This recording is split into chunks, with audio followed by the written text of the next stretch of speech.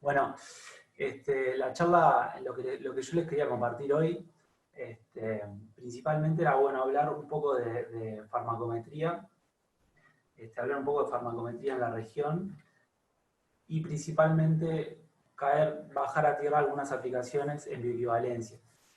La charla que tengo preparada es es a grandes rasgos, ¿sí? Lo que busca es hacer una inducción en la temática. Bueno, espero que sirva para involucrar a aquellas personas que aún no están tan involucradas en este tema de la farmacometría y las aplicaciones que hay, un poco mostrar las posibilidades, las potencialidades que hay y algunas de las aplicaciones que hemos venido haciendo en Uruguay. ¿Sí? Bien, la farmacometría se podría definir con una frase, que es una frase que es bastante llamativa, o sea, se dice que, y hay un libro puntualmente con este título, la farmacometría es la ciencia de la farmacología cuantitativa. ¿Sí? Brevemente, podríamos definir que la farmacometría es una especialidad que se basa en el desarrollo y aplicación de modelos matemáticos y estadísticos, con un fuerte componente de análisis computacional, para caracterizar, entender y predecir procesos que están involucrados en la interacción medicamento-organismo y en la progresión de la enfermedad. Ahora bien, cuando decimos esto y hablamos de farmacometría, a veces nos pueden mirar con esta cara, ¿no? Como diciendo, ¿de qué estás hablando? Y pasa mucho cuando tratamos de llegar a sectores, tanto del sector clínico, a profesionales del sector clínico, del sector regulatorio e industrial, que farmacometría suena un poco tosco, ¿sí? Un poco duro. De hecho, hace unos años, cuando yo empecé con mi tesis de posgrado, estamos hablando de, no sé, unos años bastante, 8 años quizás, cuando uno buscaba farmacometría en sí la palabra, encontraba aplicaciones en la región de medición analítica de fármacos en distintos fluidos. ¿Sí? O sea que la palabra que viene de pharmacometrics, la palabra en inglés, es una castellanización y bueno, la hemos ido incorporando a nuestro lenguaje profesional y académico y estamos avanzando en ese sentido. Pero vamos un poco más de lo que estamos hablando, ¿sí?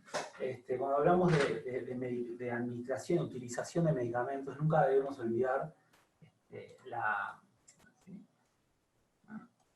Los objetivos finales y para qué utilizamos los medicamentos. Así que en cada paciente, ¿sí? Debemos apuntar a maximizar la probabilidad de lograr eficacias y los efectos que estamos buscando al administrar ese medicamento y minimizar la probabilidad de aparición de efectos adversos, toxicidades, ineficacias. ¿Sí? Entonces, lograr la eficacia y seguridad en cada paciente es la meta en toda administración de un medicamento. ¿Sí? Ya sea que el medicamento esté destinado, indicado para prevenir, tratar, diagnosticar una enfermedad. Entonces, cuando hablamos de los objetivos de un tratamiento, hablamos de los objetivos, hablamos de la respuesta clínica que queremos provocar en ese paciente. Pero sabemos que la respuesta clínica está muy condicionada, ¿sí? Por la exposición al principio activo en el organismo del paciente. ¿Sí?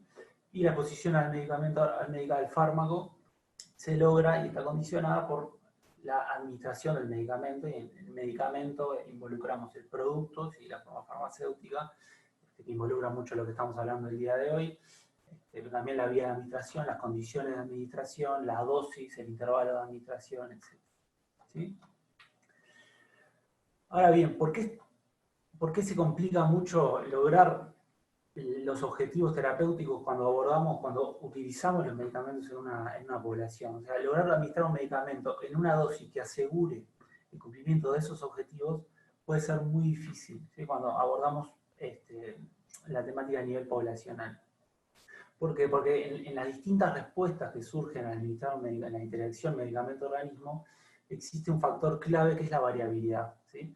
Ningún componente es biológico, es constante, y hay muchísimas fuentes que aportan variabilidad al sistema medicamento-organismo y a la progresión de la enfermedad en ese paciente. ¿Sí? Tenemos variabilidad a nivel farmacocinético, o sea, en la exposición generada tras administrar un medicamento del organismo al principio activo.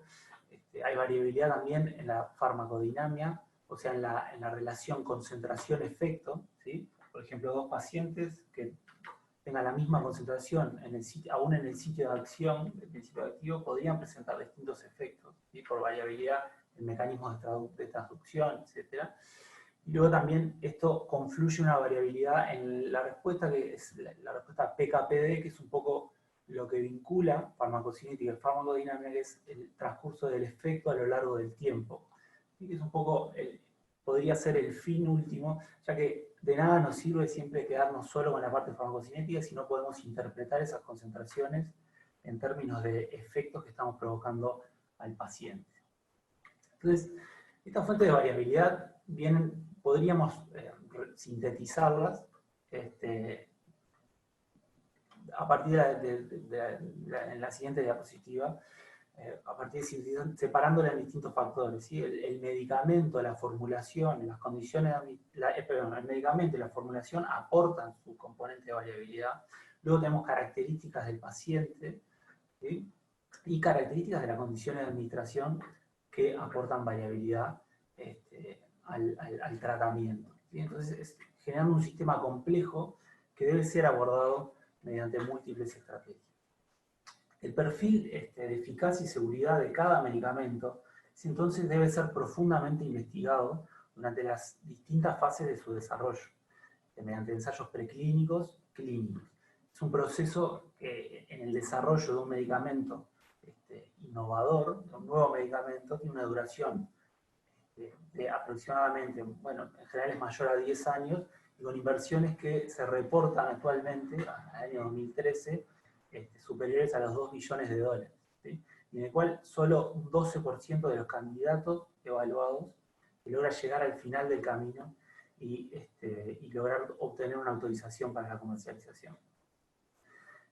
Y luego, aún cuando se aprueba un medicamento, es necesario seguir estudiando la utilización de ese principio activo, optimizando posologías, realizando farmacovigilancia, farmacoeconomía, o sea, ver costo-efectividad, o sea, seguir estudiando cómo puede ser mejor utilizado ese medicamento. Hoy hablaba Pietro de principios activos utilizados desde hace muchísimo tiempo, que aún hay posibilidades de desarrollar nuevas formulaciones para aumentar la probabilidad de lograr eficacia y seguridad en el paciente cuando administramos una determinada dosis, ¿sí? Entonces, en este contexto complejo, los modelos farmacométricos que les hablaba al principio y a los cuales estamos volviendo ahora en la presentación, se han establecido como una herramienta esencial para comprender cuantitativamente la relación dosis, exposición, respuesta y cómo esta luego en la clínica afecta la progresión de la enfermedad en un paciente. Entonces, los modelos computacionales, la farmacometría se podría incorporar en un concepto más amplio que es el de modelado y simulación, ¿sí? Involucran, bueno, manejo de modelos computacionales que integran en sus características cuantitativamente propiedades farmacocinéticas y farmacodinámicas del principio activo, aspectos biofarmacéuticos del medicamento, aspectos vinculados al progreso de la enfermedad y aspectos obviamente vinculados a las características del paciente, ¿sí? Y cómo esto puede impactar tanto en la respuesta farmacocinética como en la respuesta PK/PD que hablábamos hoy. ¿Para qué utilizamos estos modelos? Para caracterizar, entender y predecir procesos bioquímicos, fisiológicos y patológicos vinculados a la interacción medicamento-organismo, ¿sí? Para poder predecir y tener una inferencia poblacional es fundamental que esos modelos además cuantifiquen la imprecisión con la cual los distintos parámetros son estimados y también los distintos niveles de variabilidad vinculados a esta interacción medicamento-organismo. ¿Sí? Esos niveles de variabilidad pueden ser a nivel interindividual, intraindividual, variabilidad asociada a una formulación, etc. Estos modelos tienen una estructura matemática ciertamente que no se aleja mucho de lo que es la farmacocinética tradicional, nada más que se agrega una parte importante de manejo estadístico y análisis de datos, ¿sí? Un poco que le dan una potencia mayor a su aplicación y al aprovechamiento de la información que tenemos disponible. A mí me gusta mucho este diagrama, que habla un poco de ciencia de datos, pero lo podríamos fácilmente vincular con la farmacometría. Si pensamos que el campo de conocimiento puede ser la farmacología, puede ser la ciencia farmacéutica, la medicina y aspectos clínicos, ese campo farmacéutico, cuando lo conectamos con la matemática y la estadística, podemos tener lo que es la farmacocinética más tradicional, la farmacodinámica tradicional, que ya viene teniendo un progreso importante en la región.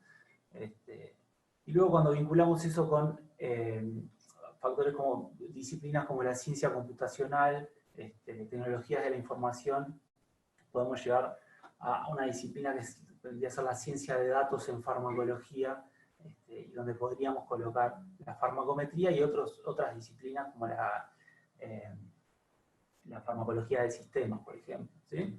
Entonces, la farmacometría es naturalmente una ciencia integradora de disciplinas, y eso está bueno saberlo, está bueno que tener presente que cuando trabajamos en farmacometría es muy necesario conectar entre distintas disciplinas, porque al trabajar en estos modelos, los modelos tienen que tener una utilidad, ¿sí? Tienen que poder responder preguntas claves, tienen que poder ser bajados a tierra para ser utilizados en el campo ya sea regulatorio, industrial o clínico, o también en investigación básica, ¿sí? Pero tienen que servir, aportar información para resolver preguntas, ¿sí? Tienen que informar la toma de decisiones. Y para eso es fundamental que la utilización sea definitivamente interdisciplinaria, ¿sí? Al ser interdisciplinaria también es una ciencia que requiere una capacitación importante. Si generar capacidades en farmacometría es un desafío.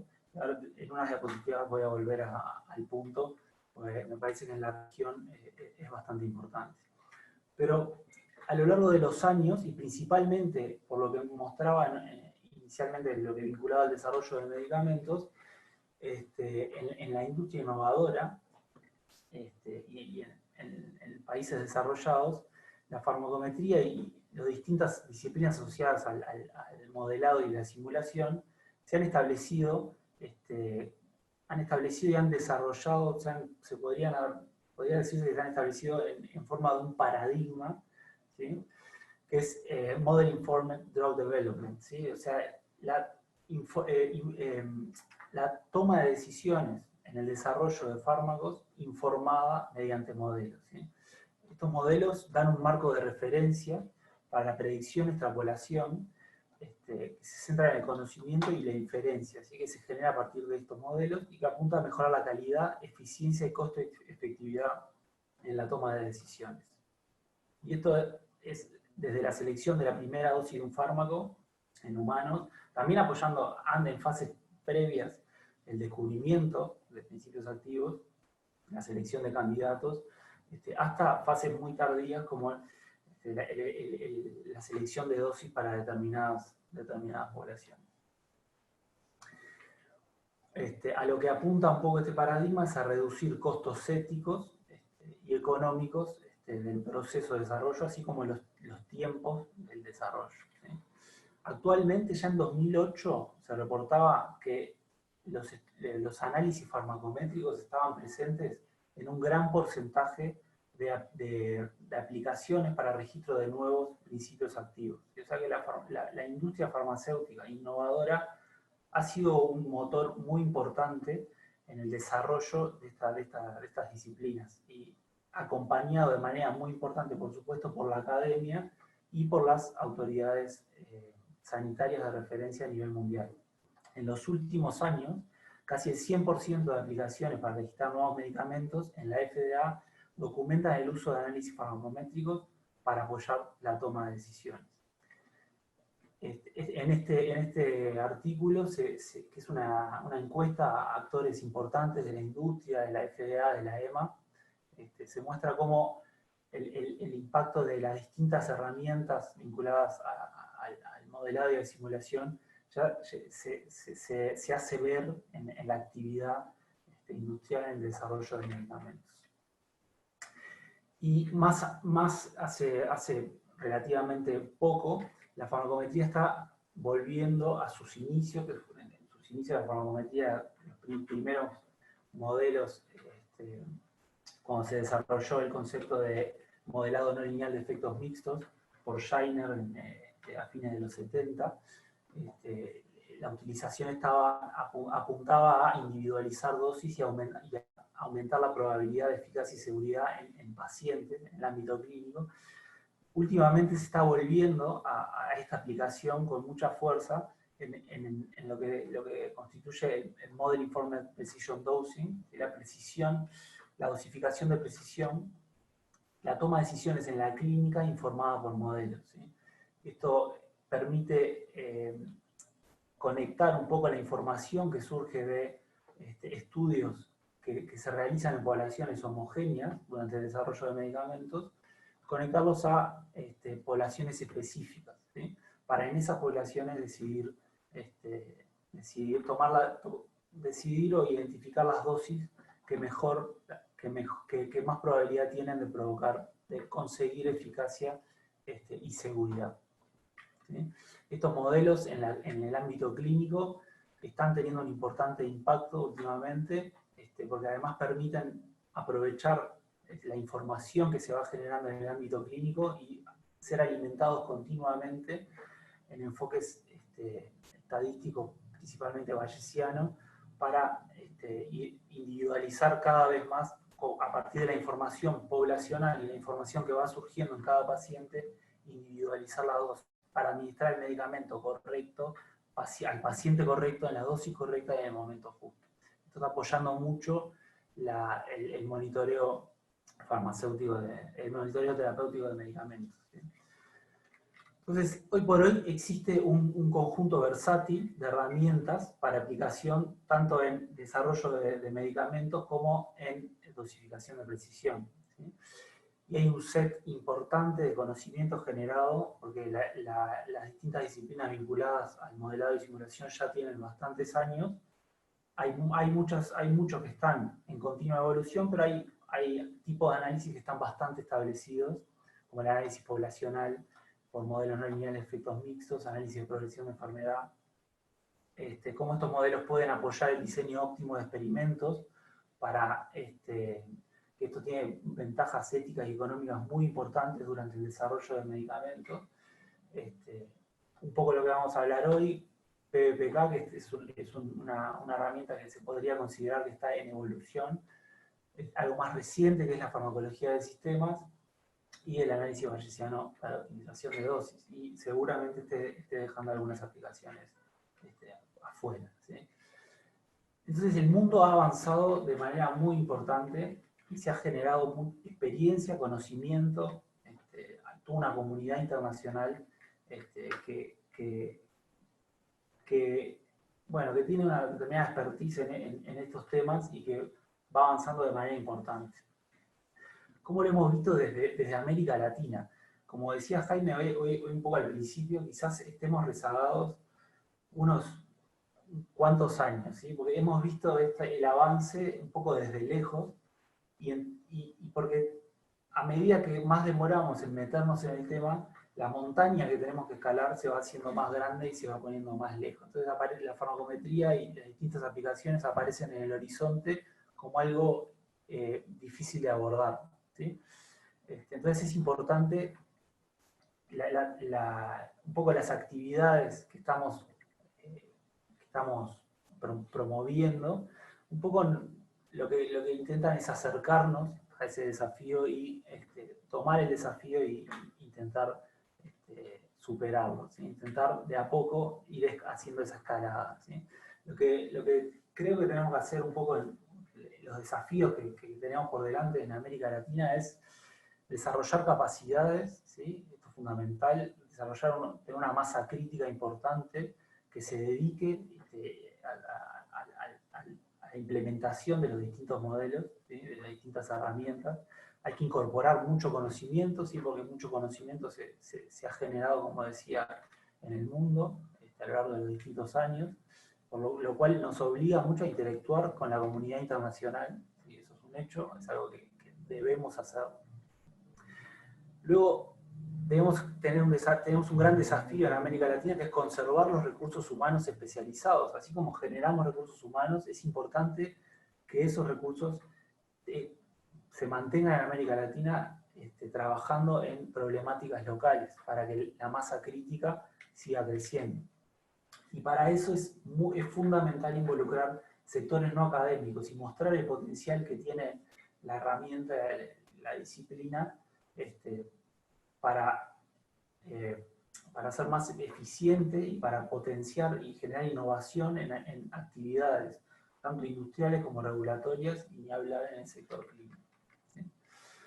Estos desafíos entonces deben ser vistos como una oportunidad.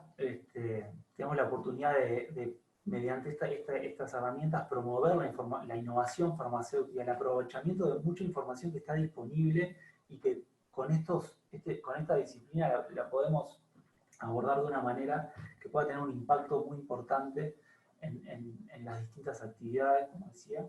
Podemos apoyar la ciencia regulatoria, ¿no? Yo voy a mostrar una aplicación de cómo eso puede ser generado acá, una aplicación que estamos desarrollando aquí en Uruguay.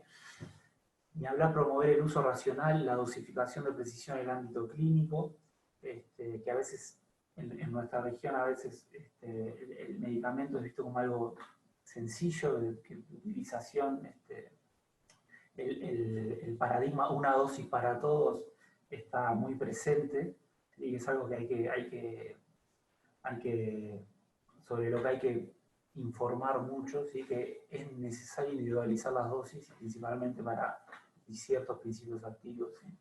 Y también abordar enfermedades olvidadas, endémicas de la región, mediante estas estrategias. Entonces, todo se reduce mucho, o se podría reducir, a resolver problemáticas locales, ¿sí? Si no logramos con la farmacometría resolver problemáticas locales, entonces no vamos a tener realmente un impacto con esta disciplina en la región. Entonces, ¿cómo lo venimos haciendo? Lo venimos haciendo en comunidad, como decía hoy al principio de la presentación, y es un poco la idea y el concepto de REDIF, de la Red Iberoamericana de Farmacometría, generar distintas actividades, ¿sí? Para promover la generación de recursos humanos especializados que puedan volcar su conocimiento a sectores claves en la región, ¿sí? Resolviendo problemáticas locales. Entonces, un poco eso para contextualizar en cómo está la farmacometría, de qué se trata, un poco en qué situación está a nivel mundial y las posibilidades que tenemos en América Latina. Obviamente, a nivel industrial y regulatorio, los desafíos que tiene la industria farmacéutica regional en América Latina son diferentes a los que tiene la industria en el primer mundo, por decir algo. Entonces, debemos aportar herramientas que vayan en ese sentido, ¿sí? Que apoyen el desarrollo de medicamentos genéricos, alternativas farmacéuticas, productos de liberación modificada, o sea, desarrollo de formulaciones, algo sobre lo que Pietro hablaba al principio. Promover alternativas regulatorias para superar problemáticas locales, ¿sí? Entonces, en este sentido, las aplicaciones en bioequivalencia es un poco a lo que me voy a centrar ahora en la parte final de la presentación. Pueden tener, entendemos, un gran impacto en la actividad industrial y regulatoria, y también consecuentemente tener un impacto en la clínica por mejorar la calidad biofarmacéutica de los medicamentos que utilizamos en la región, ¿sí?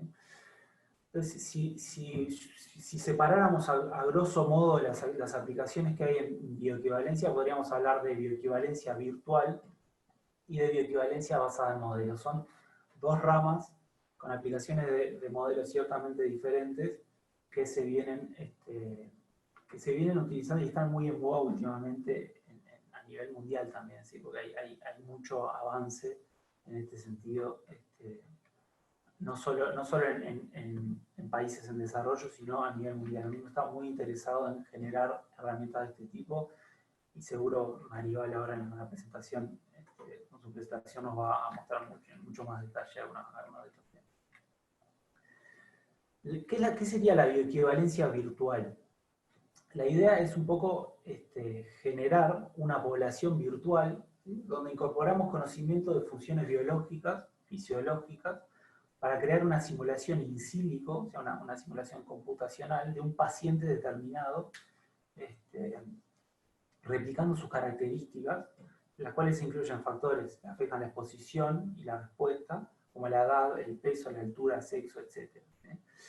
A su vez, lo que se intenta hacer en este paciente virtual es incorporar características de variabilidad, ¿sí?, las características demográficas de cómo, por ejemplo, varía el peso en una población determinada, cómo varía la expresión de una cierta enzima dependiendo de los rasgos étnicos del paciente. Entonces, tenemos la posibilidad de virtualmente simular, generar distintas poblaciones. En esas poblaciones virtuales, o sea, estos modelos además tienen la capacidad de incorporar condiciones de administración, ¿sí?, por ejemplo, ayuno o comidas, distintos estados clínicos, y sobre esa población podemos simular la administración de una determinada dosis, con una determinada vía de administración, determinadas condiciones, y también simular distintos eventos que puedan tener lugar luego de la administración, como por ejemplo la administración de comidas luego de dar la dosis, administración de otros medicamentos, realización de ejercicio por parte del paciente virtual, o reposo, situación de reposo, etc. Las posibilidades son enormes, ¿sí? Y sobre esta población podemos generar la simulación de un ensayo clínico, ¿sí? Puntualmente, en bioequivalencia lo que estamos tratando es simular un ensayo de bioequivalencia, que un poco sería sobre la población virtual, evaluar, tener simulaciones para ver cómo medicamentos que tienen el mismo principio activo, pero producidos por distintos laboratorios, o sea, distintas tecnologías de fabricación, pueden impactar en el perfil farmacocinético, ¿sí?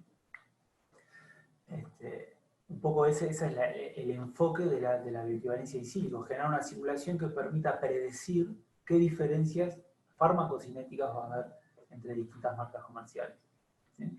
Y esta simulación va a apoyar la toma de decisiones durante tanto el desarrollo de un medicamento genérico intercambiable, como las decisiones regulatorias. Esto es un poco el marco a gran escala. El centro del corazón de los modelos principales que se utilizan en esta aplicación son modelos PBPK, modelos farmacocinéticos basados en fisiología. Estos modelos son modelos compartimentales, o sea, comparten la naturaleza matemática respecto a modelos tradicionales farmacocinéticos, ¿sí?, que vendrían a ser los que están mostrados a la izquierda. Los modelos farmacocinéticos tradicionales incluyen en distintos compartimentos distintas zonas del organismo, ¿sí?, en donde asumimos que cinéticamente el principio activo se comporta o decae tiene una cinética similar, ¿sí?, una cinética igual. Lo que hacemos en los modelos farmacocinéticos basados en fisiología es extender este modelo y detallar explícitamente distintos órganos relevantes para los distintos procesos farmacocinéticos, ¿eh? El ingreso, la distribución y la eliminación de un principio activo.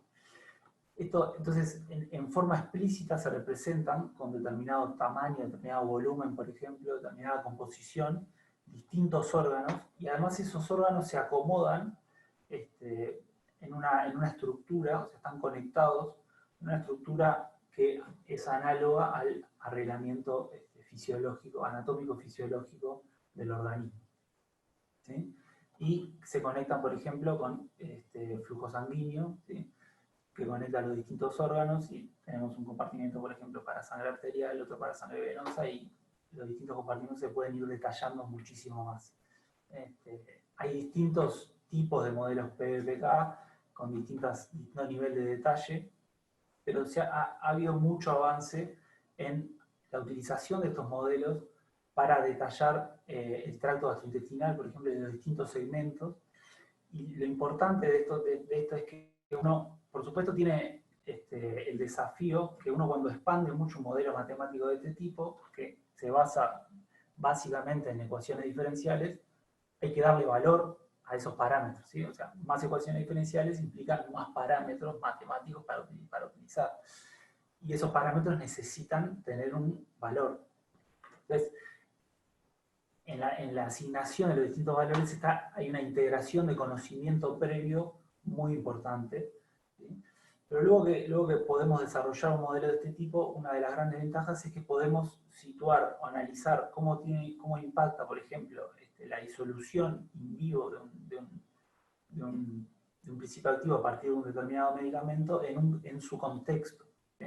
Por ejemplo, podemos integrar cinéticas de disolución en el compartimento que se le asigna al lumen del tracto gastrointestinal y separarlo de eso en distintos segmentos que se van uniendo por cinéticas que van indicando el tránsito de la formulación y de la masa del principio activo a lo largo del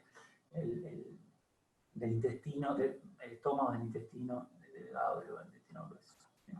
Entonces, esta herramienta es una herramienta que se define como una herramienta con un enfoque bottom-up, porque lo que hacemos es integrar información para predecir el comportamiento del sistema, el comportamiento farmacocinético, pero también puede ser el comportamiento PKPD.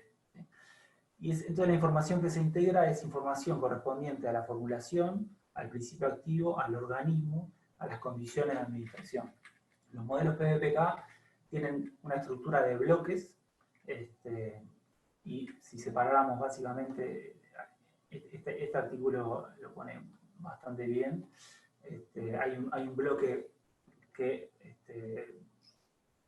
refleja las características del organismo, otro bloque las características del principio activo, otro bloque las características de la formulación, y estos bloques, una gran ventaja es que son intercambiables, o sea, yo puedo calibrar o verificar un modelo PBPK y luego cambiar alguno de estos bloques para generar una extrapolación. Por ejemplo, puedo calibrar un modelo de este tipo para la formulación referencia con datos clínicos de la formulación de referencia, como puede ser un estudio de bioequivalencia que haya sido reportado, integrando características de la disolución in vitro, pero en medios biorrelevantes para la referencia, o sea, en el marco de una correlación in vitro, in silico, in vivo, calibrar un modelo PBPK y luego, debido a la naturaleza mecanística del modelo, generar una extrapolación modificando el bloque de la formulación. O sea, en vez de incluir la cinética de disolución para la referencia, incluir la cinética de disolución para el medicamento test en ese medio biorrelevante calibrado en la correlación in vitro, in silico, in vivo. Entonces, tener una predicción para cómo se podría comportar in vivo un medicamento que aún no sé cómo va a rendir. Las aplicaciones que vienen teniendo estos modelos son variadas, se han aplicado mucho hasta a interacciones, ¿sí? Para el estudio de interacciones fármaco-fármaco, pero también hay otras aplicaciones y algunas están teniendo mayor intensidad últimamente. ¿Sí? Extrapolaciones, por ejemplo, a poblaciones pediátricas, bueno, escalado interespecie, por ejemplo, en las primeras fases del desarrollo. Por supuesto, cambios en la formulación, que es algo de lo que vamos a estar hablando, de lo que estamos hablando hoy. Simular distintos escenarios posológicos, extrapolar distintas condiciones o estados fisiopatológicos. ¿Sí? En el marco de lo que es el desarrollo de formulaciones, la aplicación de los modelos PBPK también se engloba dentro de este concepto, que es el modelado biofarmacéutico basado en modelos PBPK, de alguna manera se puede decir. La sigla es PBBM, por este título, Physiologically Based Biopharmaceutics Modeling.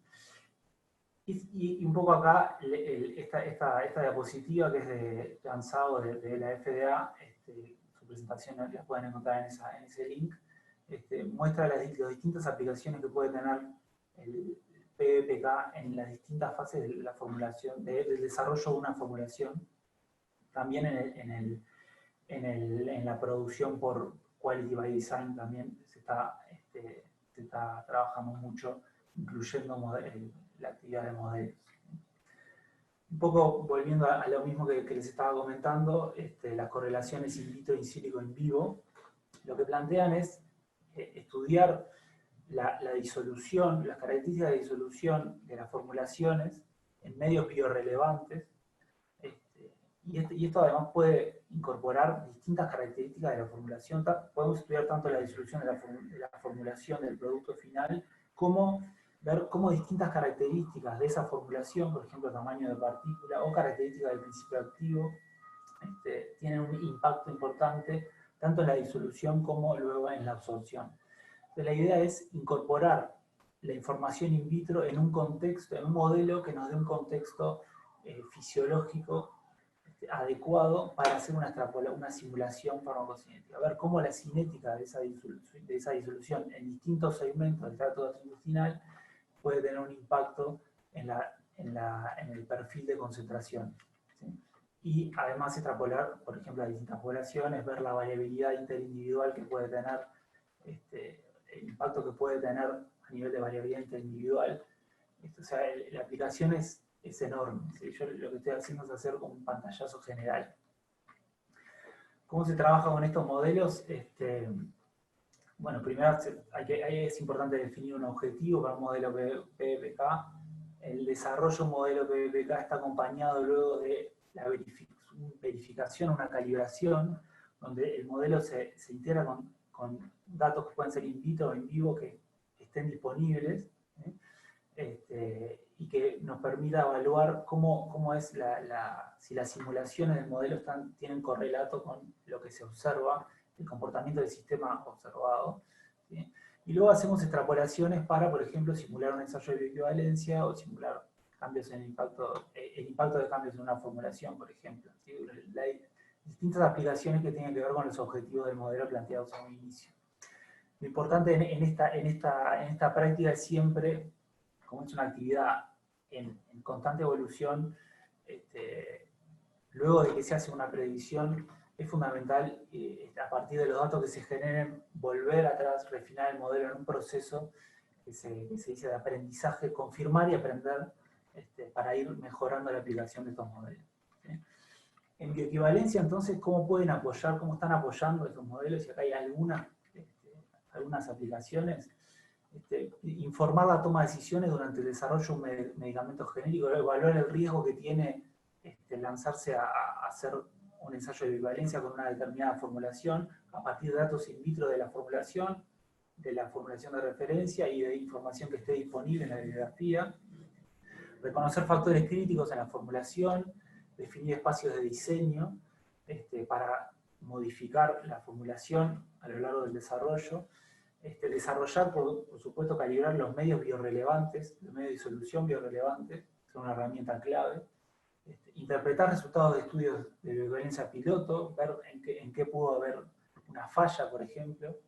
Y luego aplicaciones como predecir impacto de las condiciones de administración, como la comida, predecir la bioequivalencia en distintas subpoblaciones, es algo bastante importante si queremos también conectar un poco con lo que hablaban Pietro y Alexis de la equivalencia terapéutica. Y también, como algo importante, puede ser una metodología para bioeximir más allá del sistema de clasificación biofarmacéutica, porque pone la información que tenemos de la disolución en un contexto que quizás permita superar algunas limitaciones de utilizar únicamente datos de disolución, como son las limitaciones, por ejemplo, asociadas a la permeabilidad de los principios activos. Voy a apurar un poco porque se me está yendo el tiempo, pero bueno, es una aplicación en continuo desarrollo y tiene importantes ventajas. O sea, tiene limitaciones asociadas a su continuo desarrollo. El sistema que se quiere estudiar es muy complejo y hay muchos gaps que tenemos que llenar en el conocimiento de cómo la formulación se comporta y cómo distintos cambios en la formulación pueden impactar la biodisponibilidad. pero hay importantes ventajas asociadas al uso. Es una herramienta cuya mayor inversión es en recursos humanos especializados, capacitar recursos humanos que puedan utilizar un software, y hay software de acceso libre. También hay software comercial que han proyectado mucho el avance de esta disciplina, es bueno decirlo. Y es un medio para ganar conocimiento sobre la relación formulación, tecnología de fabricación, rendimiento in vivo, y promover un desarrollo eficiente de medicamentos genéricos. Y siempre en este desarrollo y en ganar conocimiento del sistema, vamos a estar dando pasos hacia la innovación farmacéutica, como bien planteaba Pietro hoy al inicio. Entonces, para finalizar, simplemente mostrarles, la realidad latinoamericana es muy diversa en cuanto a los medicamentos que se utilizan. Tenemos países muy avanzados en la aplicación de la bioequivalencia, como son Brasil, Chile, Argentina, México. Sin embargo, hay países como Uruguay que están muy lejos de contar con medicamentos bioequivalentes. Tenemos medicamentos que nunca fueron evaluados in vivo. Entonces, un poco lo que estamos planteando acá y le estamos planteando a la autoridad sanitaria local es utilizar estos modelos para hacer un screening con la información in vitro que podamos generar de los distintos medicamentos que se comercializan utilizando ensayos medios biorrelevantes, información que incorporamos en modelos PBK, que calibramos con la información disponible para la referencia, para encontrar posibles potenciales medicamentos problemáticos, ¿sí? Entonces lo que estamos intentando hacer es utilizar esta herramienta para hacer un screening de las distintas formulaciones que se utilizan y focalizar la realización de estudios de bioequivalencia. O sea, decirle a la autoridad, acá hay un problema, estaría bueno ir un paso más y hacer el ensayo de bioequivalencia entre estas formulaciones. ¿Sí? Esto es un poco la aplicación, pero les dejo la referencia ahí y pueden acceder a ese artículo. Una posibilidad también, una posibilidad que dan estos modelos es también predecir el impacto del efecto. Esto es un ejemplo para carvedilol, un beta bloqueante. Un antihipertensivo, ¿sí? que bueno, está ahí en el artículo que leí. Y esta es un poco la propuesta regulatoria que tenemos. Y lo último, estoy pasando unos minutitos, pero creo que estamos bien, es volver a un poco, bueno, lo que hablamos es de equivalencia virtual, un poco de la utilización de modelos PBPK, que son modelos con un enfoque bottom-up, o sea, integramos conocimiento previo para simular el comportamiento del sistema, pero también se está trabajando en la utilización de modelos no lineales de efectos mixtos para evaluar bioequivalencia, o sea, analizar datos de estudios de bioequivalencia mediante modelos, o sea, un análisis basado en modelos, para superar algunas limitaciones que tiene la bioequivalencia tradicional, donde se hace un análisis, como saben, no compartimental. Ese análisis compartimental necesita datos ricos, un muestreo denso, un ensayo clínico controlado, tiene alta sensibilidad a datos que se pueden perder, variabilidad en extrapolación, para allá, por ejemplo, en área bajo la curva del cero infinito, imposibilidad de aplicar en esquemas de muestreo escaso, ¿sí? Y esto, la utilización de modelos que tienen otro enfoque, tienen un enfoque top-down, porque a partir de los datos, de la observación de cómo se comporta el sistema, generamos un modelo. Tiene la desventaja que es subjetivo y es más complejo de aplicar, ¿sí? Por eso a nivel regulatorio todavía no tiene un avance importante, pero resuelve los problemas planteados para la bioequivalencia tradicional. Además tiene la posibilidad de expandirse a modelos PKPD, y además de utilizar esta información para diseñar óptimamente los experimentos para determinar los parámetros las métricas farmacocinéticas, como por ejemplo Cmax o AUC, con mayor precisión, disminuir la variabilidad en estudios de bioequivalencia, por ejemplo.